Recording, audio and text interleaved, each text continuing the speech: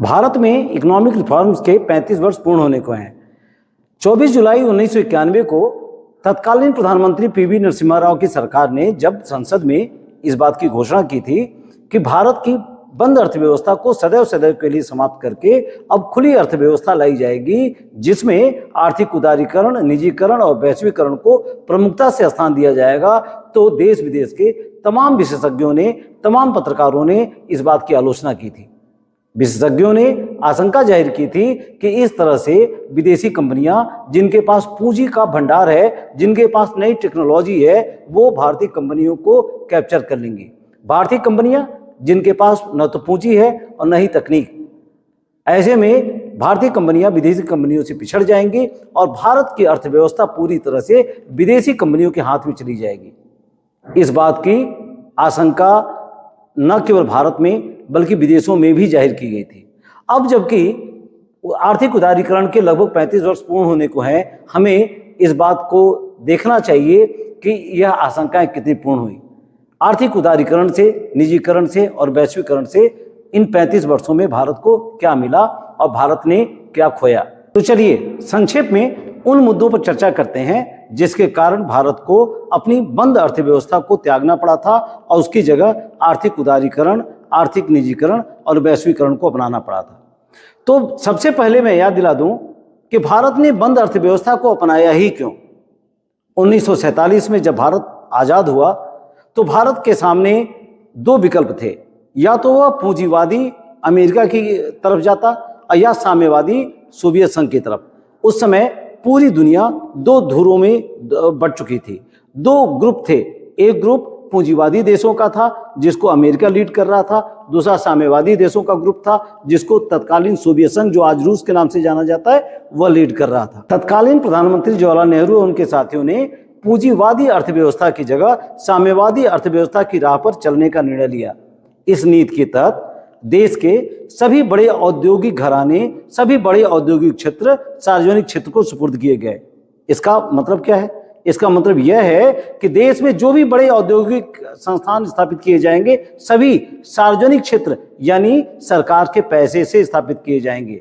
दूसरी तरफ निजी क्षेत्र को मात्र कुछ क्षेत्र दिए जाएंगे जो अपेक्षाकृत छोटे थे। स्पष्ट संदेश था कि देश में जितनी भी बड़ी कंपनियां होंगी सब सरकार द्वारा संचालित की जाएंगी। कारण यह बताया गया कि सार्वजनिक क्षेत्र की कंपनियां लाभ कमाने के उद्देश्य से कार्य नहीं करेंगी, जबकि निजी क्षेत्र की कंपनियां लाभ अर्जित करने के लिए काम करती हैं। दूसरी तरफ सार्वजनिक क्षेत्र की कंपनियों में रोजगार के अवसर ज्यादा सृजित होंगे। क्यों? क्योंकि निजी क्षेत्र की कंपनियां लाभ कमाने के लिए कम से कम लोगों को रोजगार देती हैं। दूसरी तरफ भारत सरकार द्वारा आम गरीबों के लिए तमाम योजनाएं संचालित की जा रही थी। उन योजनाओं को सार्वजनिक क्षेत्र की कंपनियों द्वारा ही पूरा किया जा सकता था। निजी क्षेत्र की कंपनियां ऐसी योजनाओं में सहयोग नहीं के बराबर करती हैं।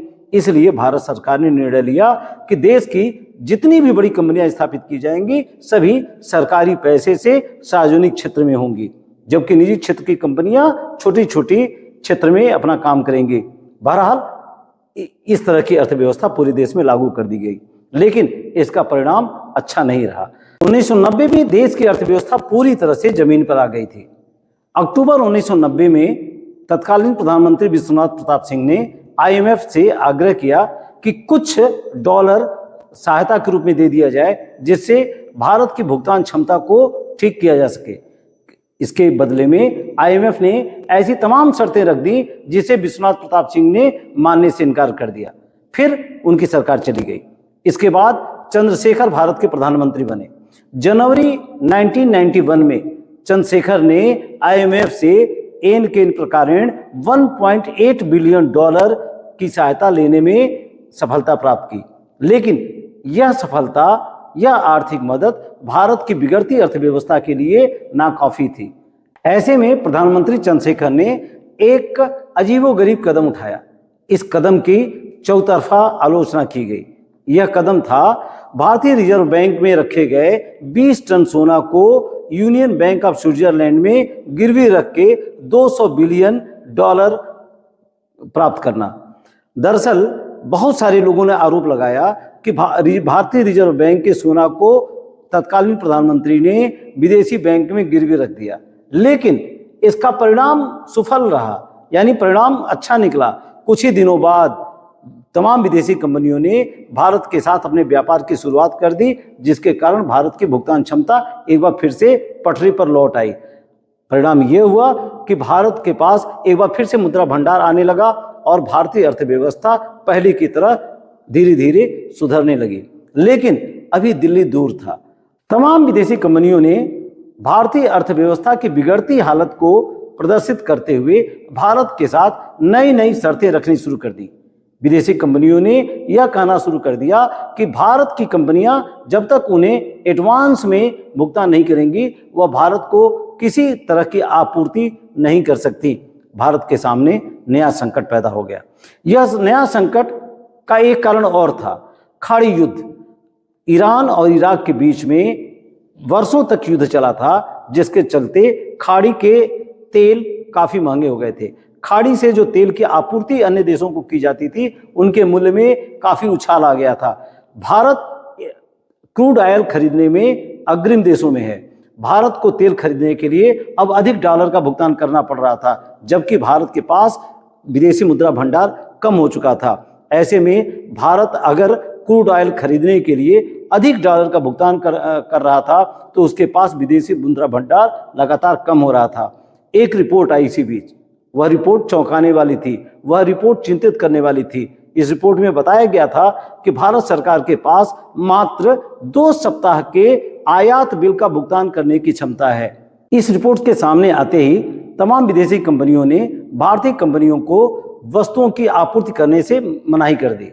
उनका कहना यह था कि भारत के पास भुगतान की क्षमता नहीं है। ऐसे में अगर वो भारतीय कंपनियों को अपना सामान आपूर्ति करती हैं, बेचती हैं, तो शायद उनका भुगतान उन्हें प्राप्त नहीं हो सकेगा। भारत के सामने एक बड़ा आर्थिक संकट था। इस आर्थिक संकट से बाहर निकलने के लिए भारत ने अनेक प्रयास किए, लेकिन सफलता कहीं से प्राप्त नहीं हो पा रही थी। दूसरी तरफ अमेरिका और उसके तमाम साथियों का दबाव बढ़ रहा था कि भारत अपना बाजार उनकी कंपनियों के लिए खोल दे, यानी भारत अपनी बंद अर्थव्यवस्था की जगह पर खुली अर्थव्यवस्था को अपनाए, अपने बाजार को विदेशी कंपनियों के लिए खोल दे, यानी तमाम विदेशी कंपनियां भारत में जाकर उत्पादन कर सकें, अपने वस्तुओं को बेच सकें। याद रखिएगा, विदेश में तमाम ऐसे अर्थव्यवस्थाएं थीं, जैसे अमेरिका की अर्थव्यवस्था, जापान की अर्थव्यवस्था, जहां की कंपनियां रिसेशन के दौर से गुजर रही थी। उन कंपनियों के पास उत्पादन तो बहुत था, लेकिन बाजार का अभाव था। दूसरी तरफ भारत एक बहुत बड़ा बाजार था, लेकिन यहाँ उत्पादन कम होता था। ऐसे में विदेशी कंपनियों के लिए भारतीय बाजार आकर्षण का विषय था। वह किसी भी तरह से भारतीय बाजार में प्रवेश करना चाहती थी। इसी बीच केंद्र की चंद्रशेखर सरकार गिर गई। लोकसभा के लिए नए इलेक्शन हुए, जिसमें पीवी नरसिम्हा राव के नेतृत्व में 21 जून 1991 को नई सरकार बनी। इस नई सरकार में वित्त मंत्री बनाए गए प्रसिद्ध अर्थशास्त्री डॉक्टर मनमोहन सिंह। डॉक्टर मनमोहन सिंह को IMF से एक विशेष उद्देश्य से लाया गया कि भारतीय अर्थव्यवस्था को किसी तरह सुधारा जाए। इसमें सफलता भी मिली। 24 जुलाई 1991 को संसद में केंद्रीय बजट पेश करते हुए वित्त मंत्री ने इस बात की घोषणा की कि भारत अपने वर्षों से चले आ रहे बंद अर्थव्यवस्था को त्याग कर अब आर्थिक उदारीकरण, निजीकरण और वैश्वीकरण का रास्ता अपनाएगा। तब तमाम आलोचनाएं हुई, तमाम तरह की आशंकाएं व्यक्त की गई कि भारत की इकोनॉमी विदेशियों के हाथ में चला जाएगा। अब 35 वर्ष बाद हम देख रहे हैं कि क्या परिणाम है। 35 वर्ष बाद हमारे सामने है कि देश की अर्थव्यवस्था में काफी सुधार हुआ है। अगर हम आंकड़ों की बात करें तो पता चलेगा कि इन 35 वर्षों में भारतीय अर्थव्यवस्था ने लंबी छलांग लगाई है। 1990-91 में भारतीय अर्थव्यवस्था जहां विश्व में 17वें नंबर पर टिकी हुई थी, वहीं आज भारतीय अर्थव्यवस्था विश्व की चौथी सबसे बड़ी अर्थव्यवस्था बन चुका है। जाहिर तौर पे इस बात की संभावना व्यक्त की जा रही है कि अगले 1 वर्षों के भीतर भारत शायद विश्व की तीसरी अर्थव्यवस्था बन जाएगा। IMF ने अभी अक्टूबर 2025 में अपना आउटलुक रिपोर्ट जारी किया है, जिसमें बताया गया है कि भारत की अर्थव्यवस्था दुनिया की सबसे तेजी से आगे बढ़ने वाली अर्थव्यवस्था है।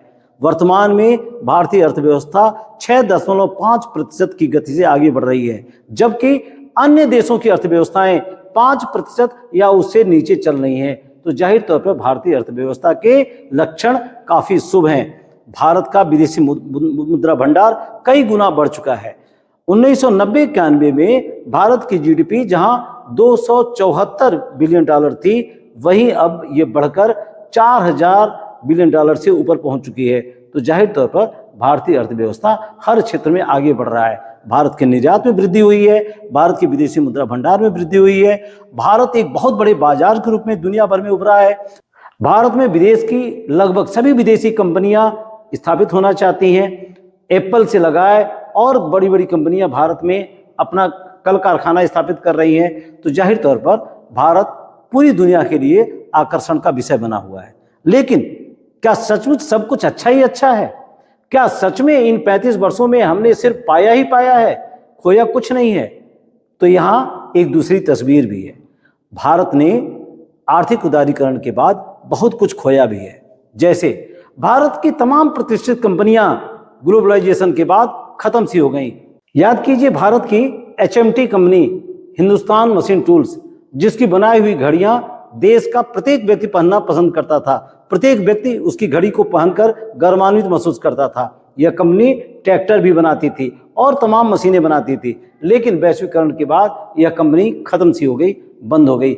इस तरह की तमाम कंपनियां, डायनोरा, सेलोरा, तमाम कंपनियां बंद हो गई। याद कीजिए, भारत का बजाज चेतक, बजाज प्रिया, ऐसे तमाम स्कूटर जिन पर बैठना, उनकी सवारी करना प्रत्येक भारतीय गर्व का विषय समझता था, लेकिन ऐसे सारे स्कूटर बंद हो गए। अब कहा तो यह भी जा सकता है कि नई तकनीक ने पुरानी तकनीक को रिप्लेस कर दिया। जी हाँ, यह सच है, लेकिन यह भी सच है कि भारत की तमाम कंपनियों को इससे बहुत नुकसान पहुंचा है, क्योंकि बंद अर्थव्यवस्था के चलते भारत की कंपनियों के पास तकनीक का अभाव था। यह सच है, लेकिन यह भी सच है कि भारतीय कंपनियों को संरक्षण मिलना चाहिए था। भारत के मोती साबुन जो टाटा द्वारा बनाई जाती थी, याद करिए, वह भी विदेशी कंपनी द्वारा खरीद ली गई। भारत के हिपोलिन, निरमा, याद करिए, कुछ दिन पहले तक टीवी पे विज्ञापन इनके आया करते थे, यह सब कहाँ खो गए पता ही नहीं। तो भारत के तमाम कंपनियों द्वारा इस तरह से अपने आप को खत्म कर लेना इस बात की को इंगित करता है कि भारतीय अर्थव्यवस्था विदेशी कंपनियों से प्रभावित हो चली है। भारत के उपभोक्ता भी विदेशी कंपनियों द्वारा बनाई हुई चीज़ों को खरीदने में गर्व समझने लगे हैं। अब वह स्वदेशी जागरण या स्वदेशी मंच जैसी व्यवस्था खत्म हो चुकी है।